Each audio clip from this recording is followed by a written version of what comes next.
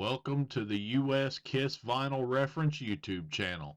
Please like and subscribe, and also follow us on Facebook and Instagram.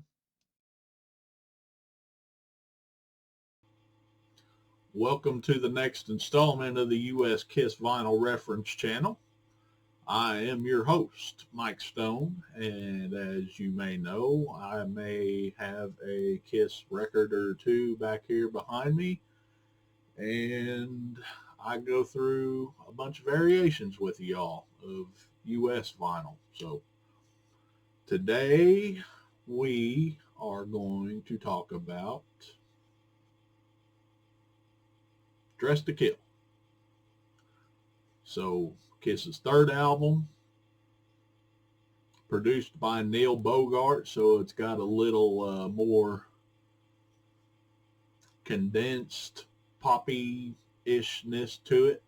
Not so much poppy as what they would do later on with Unmasked, but a lot of the songs are really short, kind of radio-friendly-ish songs. So anyway, we're going to dive into Dress to Kill and all the variations I found of it so far, and a couple of the 45s, and let's see where this goes, shall we?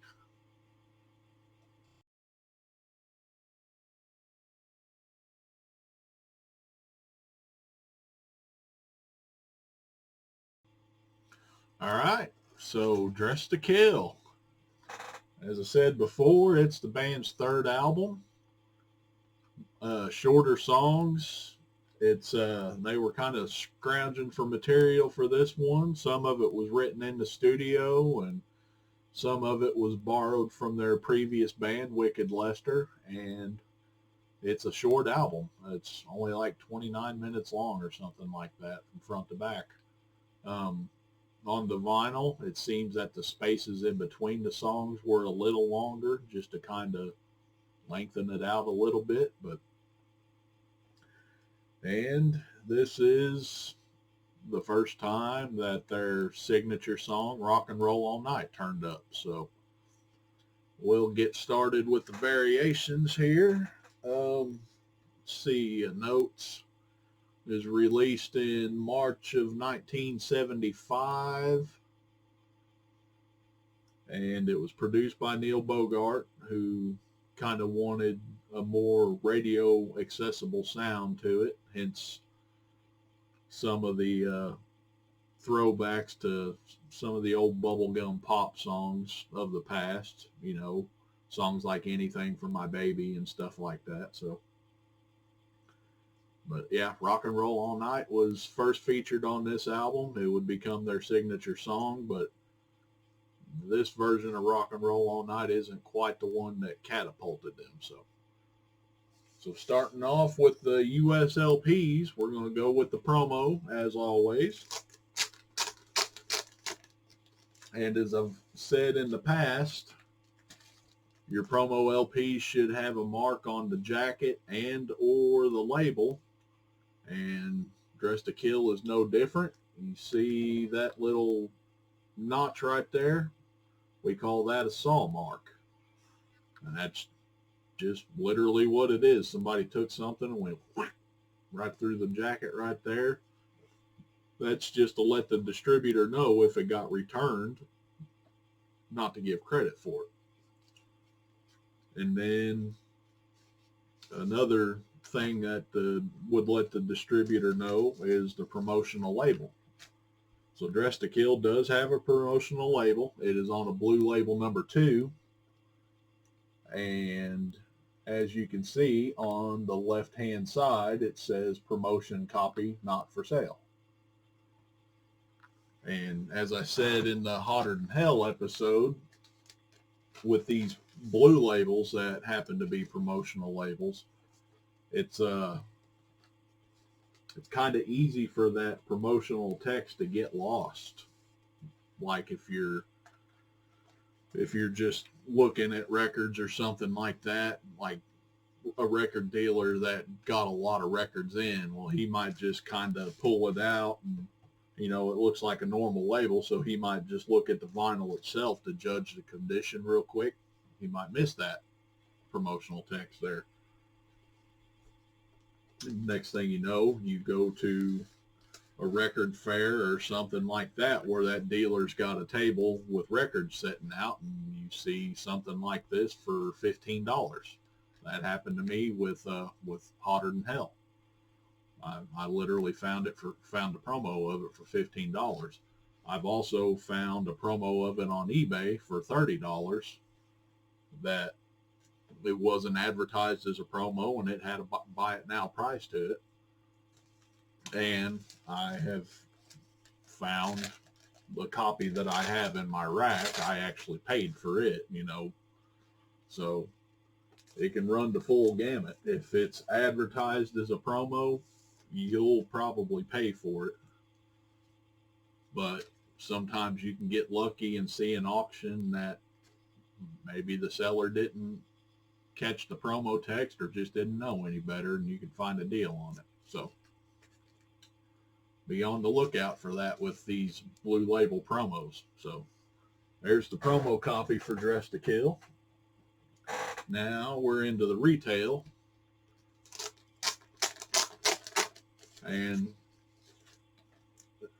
Dress to Kill was released in March of '75, so that was during the Blue Label 2 era. The label will have text at the bottom that won't mention Warner Brothers, and it does not have a Sunset Boulevard address. So that's a first issue label for Hotter Than Hell, Dress to Kill, and Alive. So if it has a Warner Brothers mention, that's a first issue for the debut album only. And if it has a Sunset Boulevard address, that's a first issue for Destroyer only. So we're within the Blue Label 2 era right now.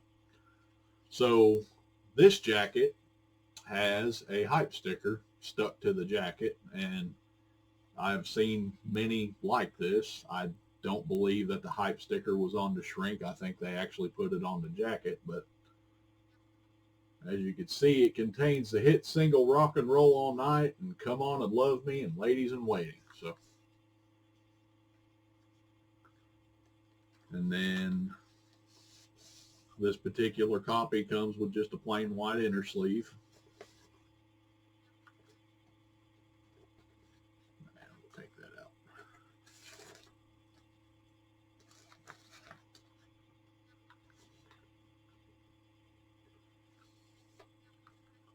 And now we'll look at the label on the vinyl. And it is a Blue Label 2 with black text. And really, that's all you need to know about that variation. And I'm pretty sure I've seen this label come in a jacket with or without that hype sticker. And then also there's a couple of different inner sleeves that it could have, that plain white one, and then I'm pretty sure I'll be showing one that's got it says the image is getting clearer on one side, and it's got advertisements for other albums on the back. So the next variation is a Blue Label number 2, and this one has silver text.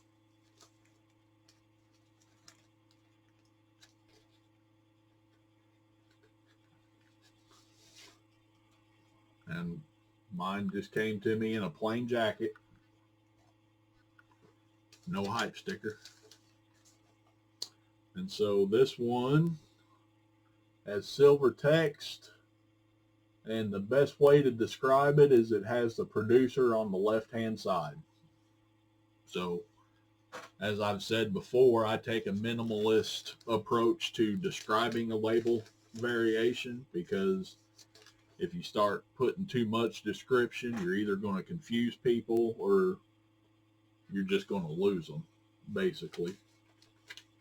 So that one has the producer on the left. That I've I've not come across another label variation that has the producer info over there, so that's the quickest and probably best way to describe it. It also matches the promo label.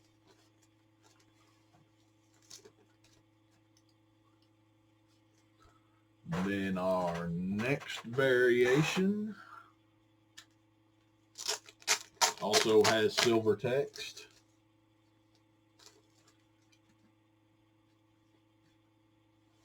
This one comes with a hype sticker too. My copy does. Like I said before, yours could come either way.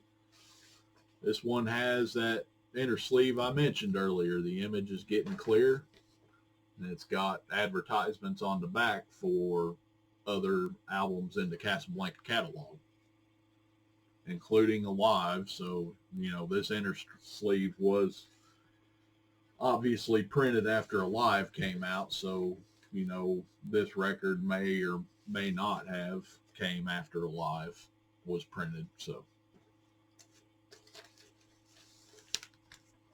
this is a blue label too, and it's got silver text. And kind of make note that the tracks are centered. They're not lined up on one side or the other. They're kind of scattered about. So I think that's what I use to describe it on my tag. Yeah, title and logo above, or producer on bottom. But yeah, the tracks are centered. That's a good way to look for it. It's not lined up on the left or right.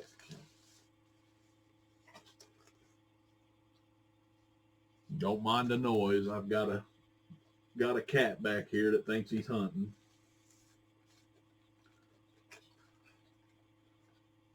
No. Got a cat back here that thinks he's got a hairball.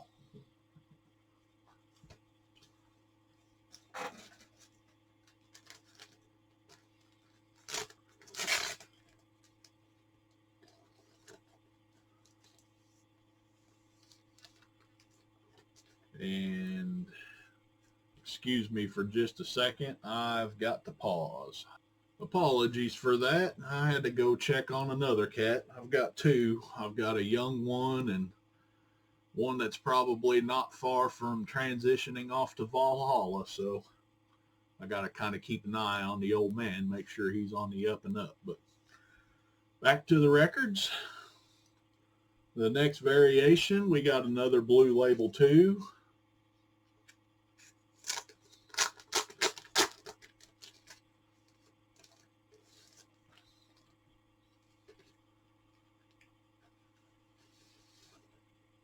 And so far, until I make a further mention, all of these jackets are embossed. As you can see, the letters are raised off of the jackets here.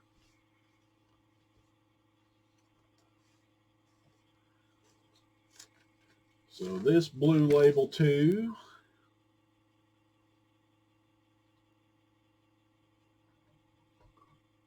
has silver text. And how did I describe this one?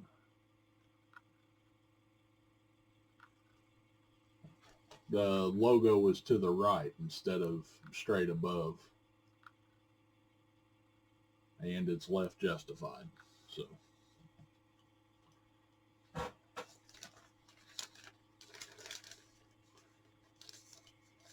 one thing that kind of drives me wild a little bit is on Kissin' Hotter Than Hell, you had variations that had the title and logo below the spindle hole, and you won't find that with Dress to Kill or Alive or Destroyer.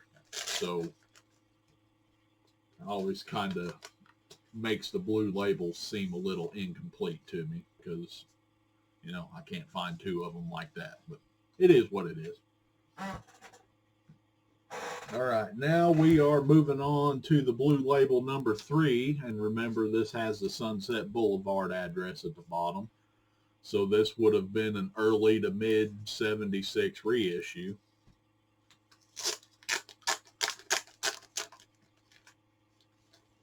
and the jacket doesn't change for quite some time. So most of your Blue Label 3s will have an inner sleeve that looks like this on the front, and then it has a little 12 back on the back. And I just heard my cat running off. So got one that's playful and one that's dying. Well, I don't know that he's dying. He's just old and slow. But anyway, back to the record. This is a Blue Label 3 with black text on it. And really, there's no other descriptor for that other than the black text part. So, and this particular Blue Label 3 variation it's a little tricky to find. I mean, it's not let me go rock and roll hotter than hell on a Blue Label rare. I mean, it's kind of rare, but I mean, it can be found.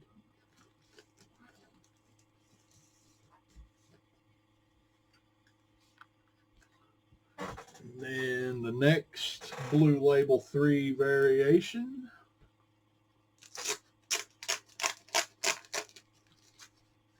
has silver text on it. And really, that's the only descriptor I use, because you either got black text or you got silver text. So there's a silver text. You may notice I did have a Blue Label 2 that matches that one.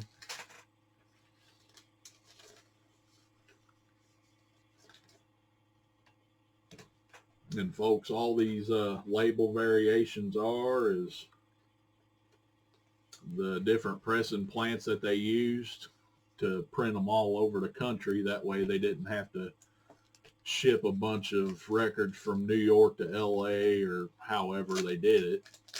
They just sent blank labels to these pressing plants all over the country and said this is the information that needs to be on them, and the pressing plants pretty much put it in how they wanted to. So that's all it is different pressing plants. All right, I've got another variation with a Blue Label 2, but this is a record club. So it's the same Blue Label, or not Blue Label 2, but Blue Label 3. It's the same one I just showed, but it has a printed CRC on the back. And this printed CRC kind of looks blue. I mean, it's not going to show up real good on the camera, so I'll have to fly an image in, but this one looks kind of blue, and I'm pointing that out for a reason, and then that reason will be shown here in a little bit. But yeah, it has a Blue Label 3. And if you remember from the last episode, if you've been keeping track, you can find those CRC issues with a Blue Label 3, a Camel label, or a Filmworks label. And then once you get into the custom label era, like double platinum, the solos, and all that, most of your CRCs will have the custom label. So, but yeah, Blue Label 3 there on the CRC. All right, now we switched to a Camel label.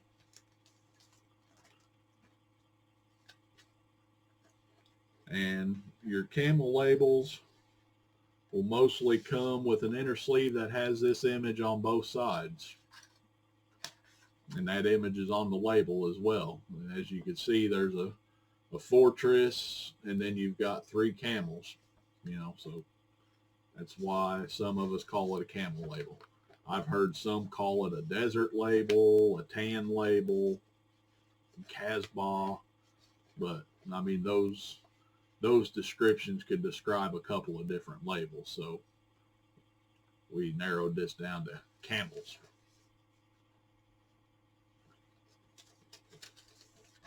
And then there's your Camel label. And so far, I only know of one variation of the Camel label for Dress to Kill. So if you happen to find this one, you could probably go ahead and just say that you've got the Camel labels for Dress to Kill knocked out. So.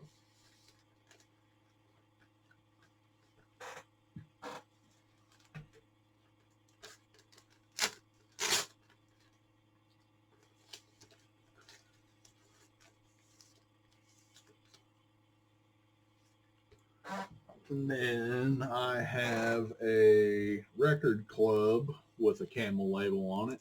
There's my stickers. I'm not going to pull out the record on this one because I just showed it. But on the back of it, there's a CRC sticker. So that's two ways that a CRC jacket is marked for Dress to Kill, and I've got a couple of others that'll be shown here in a little bit too. So now we're transitioning to a Filmworks label. The Camel label ran from April or May of 76 to about May of 77. That's where the Filmworks label took over. And this happens to have a Filmworks sleeve that's advertising the movie The Deep that Casablanca had their hands in. Not all copies like this will have this inner sleeve, and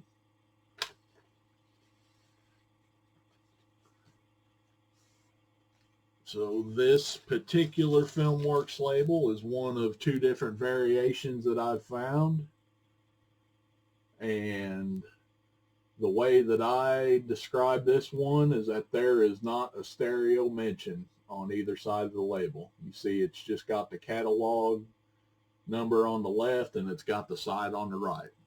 Usually they'll say stereo on one of those sides.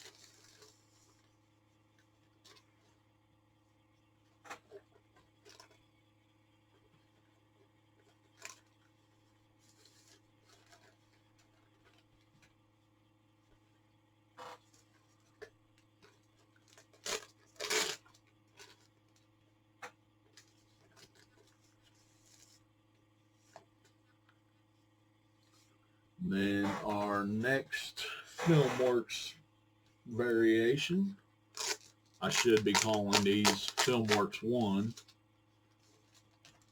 It's got a Filmworks label with a sunset address at the bottom. All right, so this one has just a plain Filmworks inner sleeve. And this is the image that's on the label. You can see it's got the fortress. There's still a couple of camels there, but it's got a full film crew on it too. So, and don't mind the sounds of a herd of buffaloes running through the house. I've got a young cat that's got the zoomies.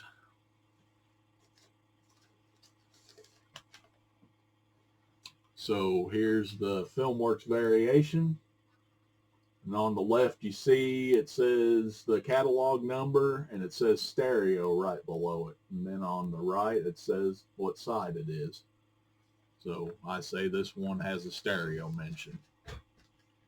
Yeah, but that didn't feel good, did it? Ran right into my chair.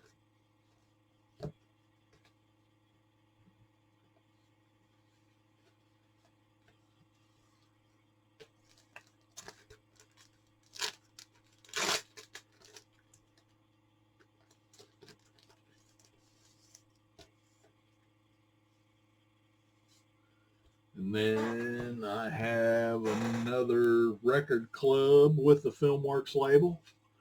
And I'll pull the jacket out, but it's the same label that I just showed.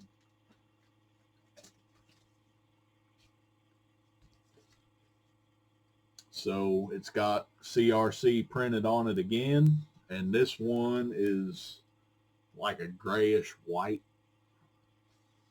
compared to the blue one that I showed earlier. So it's just little things like that that I call a variation.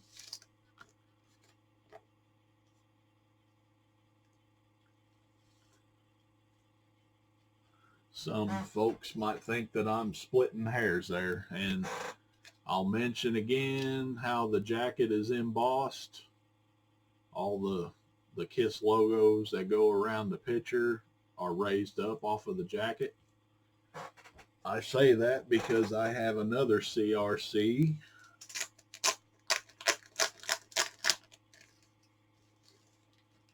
that does not have embossed logos. This is a flat jacket,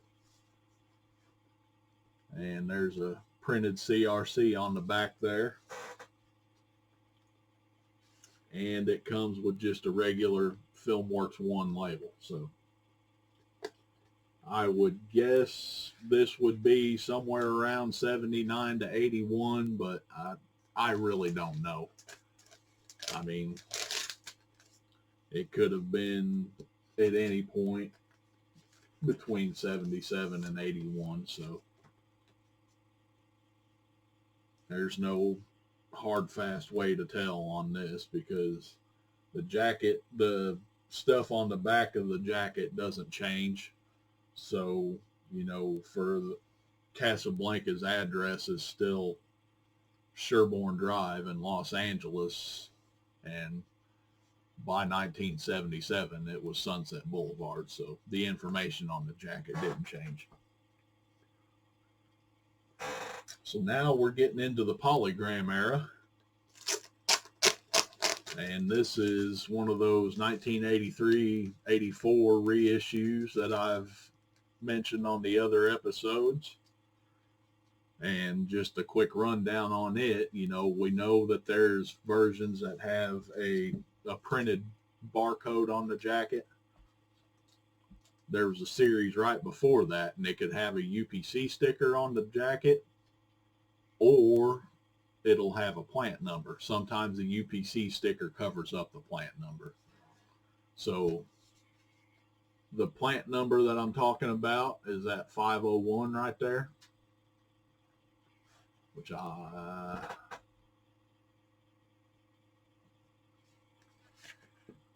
there it is, at 501. And then the label on the record looks like a standard Filmworks label, but instead of a Sunset Boulevard address at the bottom, it has a Polygram address at the bottom, the 7th Avenue in New York. And then right before where it says manufactured and marketed by Polygram, you'll see a number 53, so that's a pressing plant number. So the number on the label is the pressing plant number. It identifies where the record was pressed, and the number on the back of the jacket is a printing plant number. That's where the jacket was printed. And not all albums in this series are going to have a 501.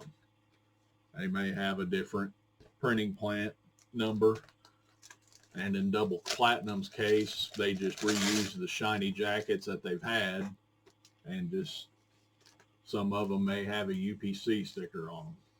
So we'll cross that bridge when we come to it. But yes, 1983-84 reissue. It's got the 501 on the back, and then Polygram Filmworks label. Filmworks label 2, as we call it. Goober. So the next in the Polygram series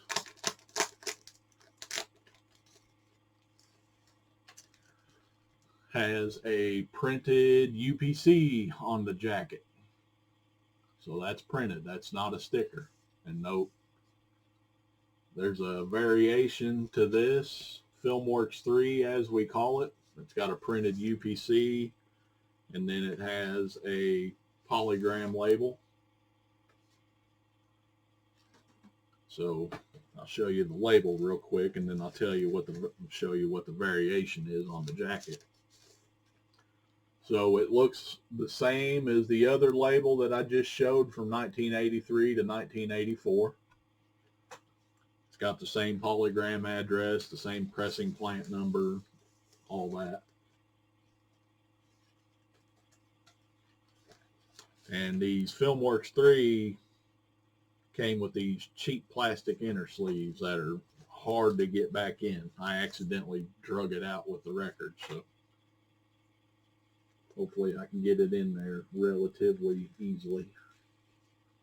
And yes, I am complete. I'm a completist like that, so yes, I even hold on to these cheap inner sleeves. So, but the variation is, you'll notice you could see the KISS logos around the picture. It's visible on the front and on the back.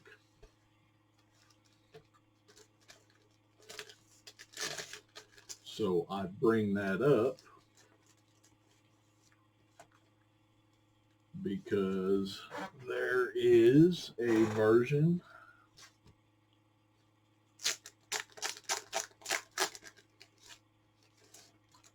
that does not have the logos visible around the picture on the front or back. And you can see that printed UPC right there. So, and this has a different label with it. Still a Filmworks label, it's just a variation. Notice that it says 76 under stereo and side 1 on the left. So this is a pretty tough one to find.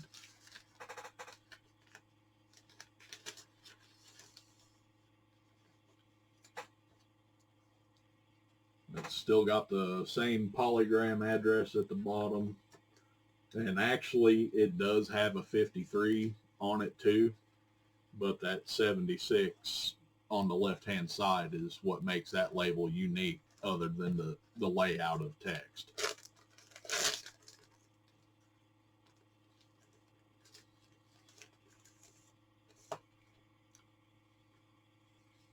And then we skip ahead to 2014 with the Kisteria set. They reissued the back catalog, and most of them were available either with the Kisteria box set or in retail stores. This was one of them that was available in stores also. You can see that we're embossed again. They've got a printed barcode down here. And then we've got information for Universal and Mercury right here. So that's hard to get confused with a vintage press. And then they brought it back on a blue label. So we call this a blue label number 4. Note that it's got the Mercury logo down at the bottom. And that's the reissue from 2014.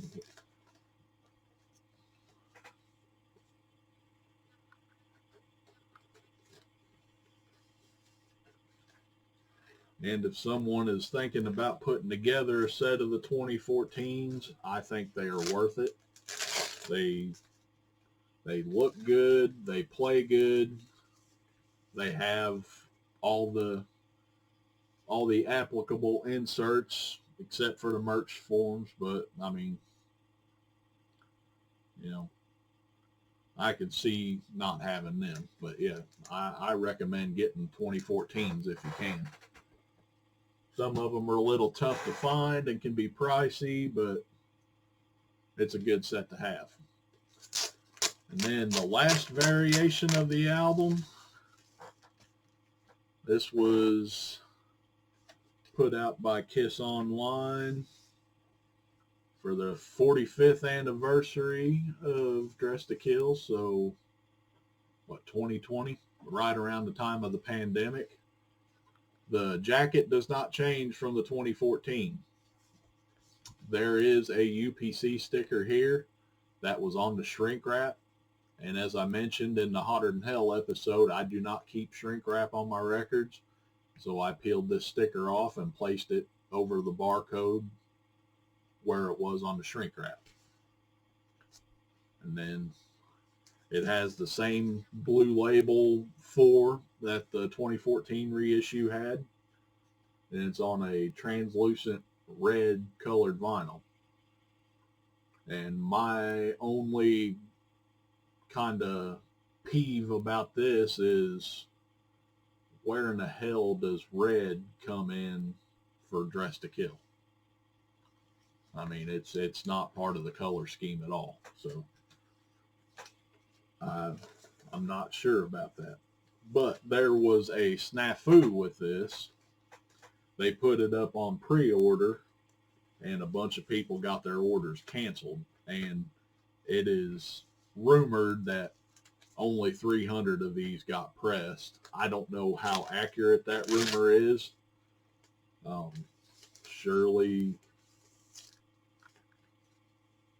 Surely there was more, but I mean, there was a lot of people that got their order canceled too, so it very well could have been 300.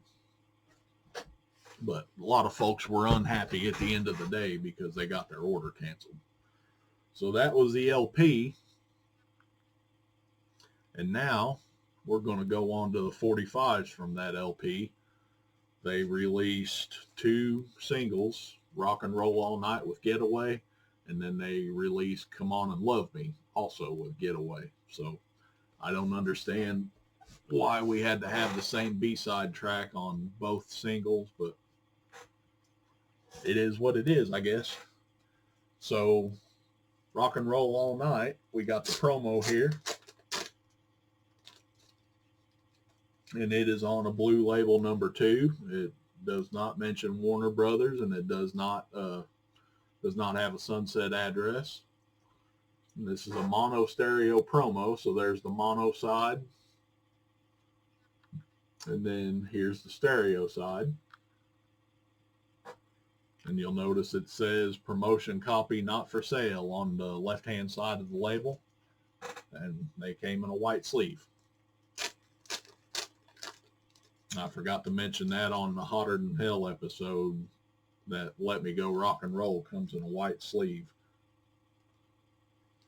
The blue label and the promo.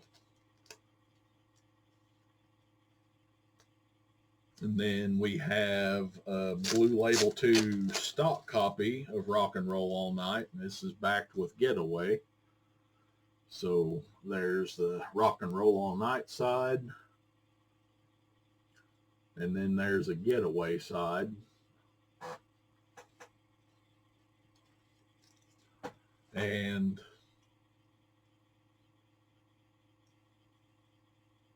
I can't remember the descriptor, because there are variations for Rock and Roll All Night and Getaway on a blue label. Let me, looking off camera here, I've got my little folder of needed variants, so I can find out what the description is.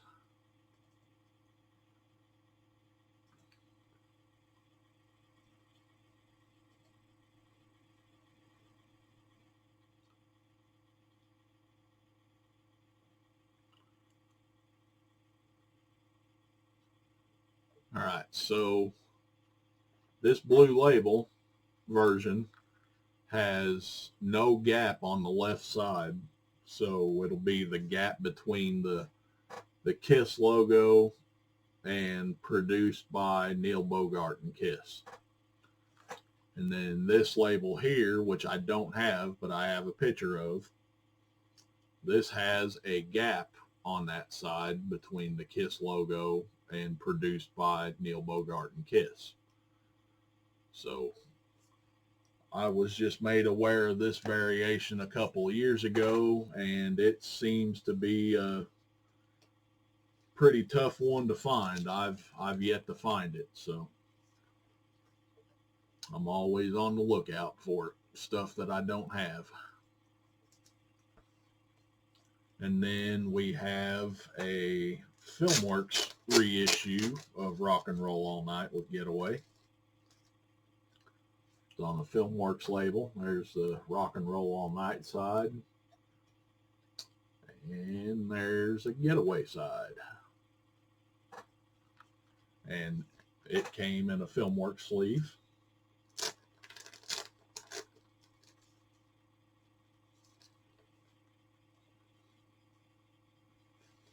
And from the early albums, it's looking like the only things that didn't get reissued were the 3 singles off of the first album.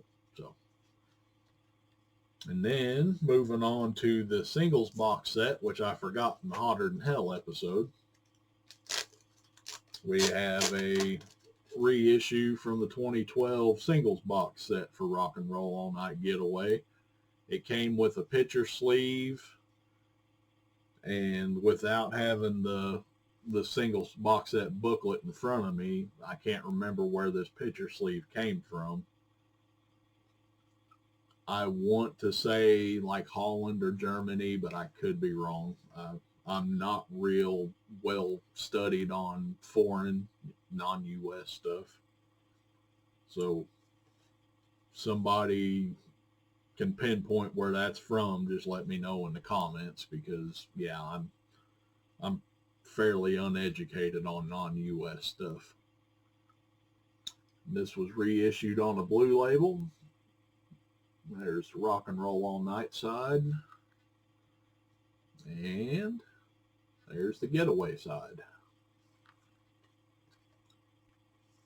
And these picture sleeves are made of good durable quality, like cardstock. They're not paper like the old picture sleeves would be, so they'll hold up for years to come. They're pretty solid.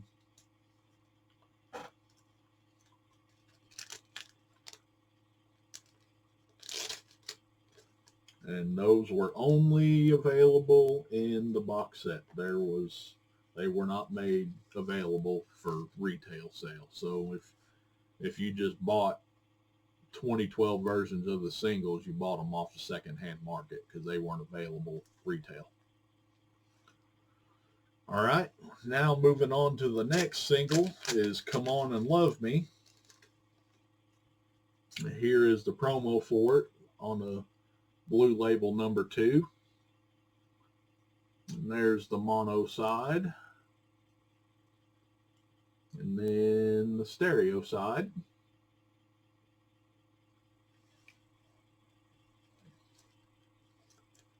And notice that it says up in the trees, it says promotion copy not for sale. So the trees on the right hand side. So that promo text is kind of hidden.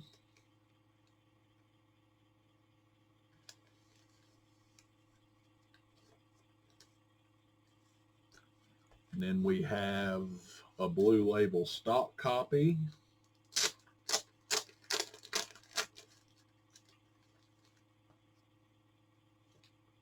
Blue label 2.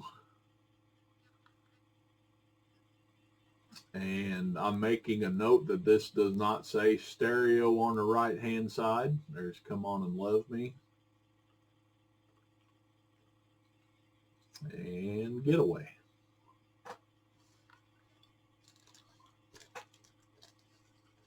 And I made a note of it not saying stereo on the right side because there is a blue label variation that I do not have. And I'll put it up right here. And if you notice, it says stereo. And the font's a little different, but that's kind of like that Rock and Roll All Night that I had to fly in because I didn't have. So again, that was one that I was made aware of just a little while ago, and I just haven't had a chance to get it in my hands yet. So, all right, moving on to the Filmworks label. In a Filmworks sleeve,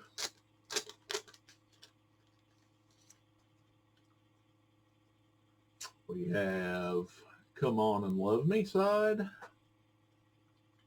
and the Getaway side.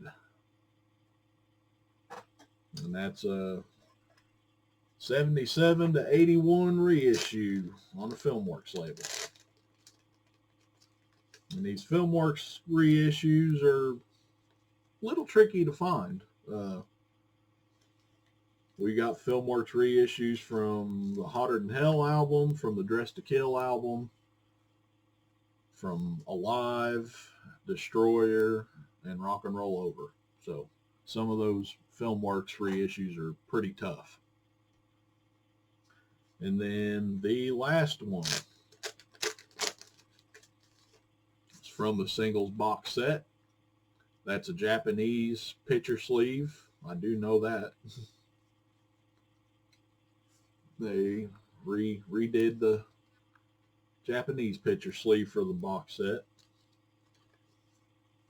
And then they've got it reissued on a blue label. Come On and Love Me. And then Getaway. And as I said before, these were only available in the box set. They were not available on their own. So if the singles box set is what I've got first, I got it. They had marked Hysteria down. They had knocked like $100 off or something like that, and then they included the singles box set with it, and that's what got me started in 45. So if one can find the singles box set, I'd recommend picking it up. So, and folks, that is Dress to Kill, the album and the 45s. So I guess you kind of see that I'm going in chronological order with the releases, so it's probably not hard to figure out which one I'm doing next, and it's a big one. And I will see you when we get to that one. Until then, take care.